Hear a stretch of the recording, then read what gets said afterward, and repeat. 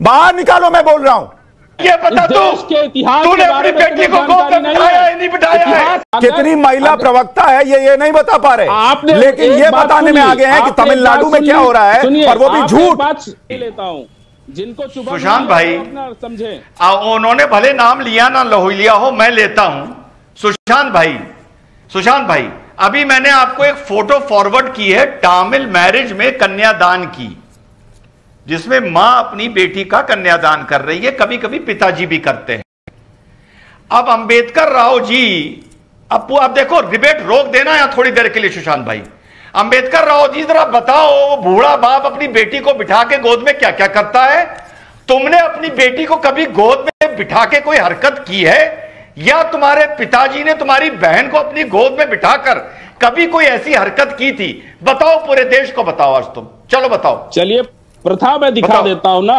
इस देश की प्रथा यह है कि ऐसी प्रथाएं हैं जहां पर तुमने अपनी बेटी को गोद में बिठाया या नहीं बिठाया, ये बता ना। आपको ये बता, तूने अपनी बेटी को गोद में बिठाया है नहीं बिठाया है? तुम्हें नहीं पता है कि यहाँ पर क्या चल रहा है? ये बता, देश के इतिहास तूने अपनी बेटी को गोद में बिठाया है नहीं बिठाया है? इतिहास के बारे में पढ़, तूने अपनी बेटी को गोद में बिठाया है नहीं बिठाया, ये बता।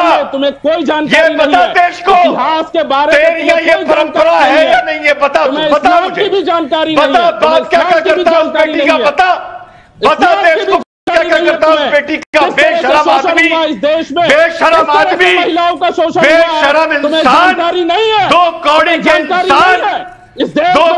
इंसान, अगर आज मैं तेरे सामने होता ना, सामने। मैं 1 मिनट रोक रहा हूं दोनों को, 1 मिनट। पवन राव अंबेडकर साहब, आप क्या बोल रहे हैं उसके बारे में सोचिए, कि एक पिता अपनी बेटी को गोद में बैठाकर, आप जो बोल रहे हैं ना उसके बारे में 10,000 बार पहले सोचिए और उसके बाद चर्चा कीजिएगा। मैं उस पर जा ही नहीं रहा हूं, क्योंकि आपकी बात जो है वो चर्चा के लायक भी नहीं है। मैं नहीं मानता उसको चर्चा के लायक। रिजवान अहमद को गुस्सा आया, सबको गुस्सा आया, लेकिन मैं उसमें इसलिए नहीं जा रहा था क्योंकि मैं उस चर्चा में लाना भी नहीं चाहता ऐसी वाहियात बात को, कि पिता किसी बेटी को गोद में बैठाकर उसका शोषण करेगा। ऐसे पिता जो है ना वो कहां होंगे, आप ही ढूंढ लीजिएगा। अरे यही है, यही अपनी बेटी को गोद में बिठाता होगा। छोड़िए आप वो छोड़िए, आप पर्सनल नहीं जाइए, आप बोलिए। दो कौड़ी का आदमी, आप अपनी बात कहिए। आप प्लीज, मैं रिक्वेस्ट कर रहा हूं, इस तरह की डिबेट ना करें। अरे काहे का पर्सनल? अरे भारतीय संस्कृति के लिए क्या इससे ज्यादा पर्सनल कोई चीज हो सकती है?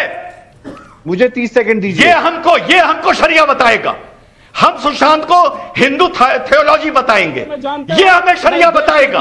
जो अपने धर्म के बारे में ये बोल रहा है कि बाप अपनी बेटी को गोद में बिठाकर शोषण करता है, ये दो कौड़ी का आदमी हमको शरिया बताएगा। बेशरम आदमी, बिल्कुल नहीं, बकवास बातें करते हो, बेशरम आदमी है तू। पवन अंबेडकर जी, मुझे लगा था शायद आपने बोल दिया, आपको अपनी गलती का एहसास होगा, लेकिन आप उस पर जो है जबरदस्ती की बहस किए जा रहे हैं, और मेरे पास और कोई उपाय नहीं है। आपको नमन, आप जाइए प्लीज। बॉस जाइए आप। 1 मिनट बॉस, मैंने बहुत बर्दाश्त कर लिया आपको। पिता अपनी गोद में बैठाकर बेटी का शोषण करता है, ये आप बोल रहे हैं, आप उस धर्म पर सवाल उठा रहे हैं, आपको विदा है, आप जाइए। माफ कीजिए, माफ कीजिए, आप कुरान पर नहीं बोल पाए, अपनी पार्टी में महिलाओं के नाम नहीं बता पाए जिनको स्पोक्स पर्सन रखा हो। आपकी पार्टी ऑल इंडिया इत्यादि मुसलमान हो, लेकिन आप सेकुलरिज्म की बात करें और दूसरे धर्म को गाली दें, ये आपको सूट करता होगा, मुझे नहीं करता। सॉरी बॉस, सॉरी, आपको नमन है। अगर आप माफी मांग सकते हैं, अगर आप फैक्ट्स रख सकते हैं तो ठीक है, नहीं तो आप प्लीज। बिल्कुल फैक्ट्स रखा हूं। आपने कोई फैक्ट नहीं रखा, आपने कोई फैक्ट नहीं रखा। सच्चा इतिहास सुन करके आप लोगों को जो, अरे सच्चा इतिहास, फिर देखिए मेरा मुंह ना खुलवाइए, मैं सुनाने लग जाऊंगा तो फिर मामला गड़बड़ा जाएगा। मुझे प्लीज सच्चा इतिहास मत सुनाइए। सारा सच्चा इतिहास आप लोग बना बनाकर हिंदू ले लाते हैं, ये मत कीजिए। कर्नाटक, इनको बाहर करो। पवन अंबेडकर साहब, I am saying to you, बाहर जाइए, आउट, सिंपल, डन। आप आउट हैं शो से। पवन अंबेडकर प्लीज, सॉरी, इनको बाहर कीजिए। आप बाहर हैं बॉस, जहां जाके बोलना है बोलिए, मेरे शो में मत बोलिए, ये सब फालतू की बात। बाहर करो इनको, निकालो, बाहर निकालो, मैं बोल रहा हूं। जैसा मैं पहले बता रहा था मेरे भाई, कि एक हदीस ने कुरान शरीफ की आयत 2/229 से ये अथॉरिटी ली। फिर से डिटेल में बता रहा हूं कि वहां पर यू का शब्द आया जब यह मामला तुम्हारे पास आए। यहां पर यू थर्ड पर्सन है, और एक औरत कहे कि अब मैं इस मर्द के साथ नहीं रह सकती, तो उसको उस मर्द को कुछ ना कुछ देना पड़ेगा।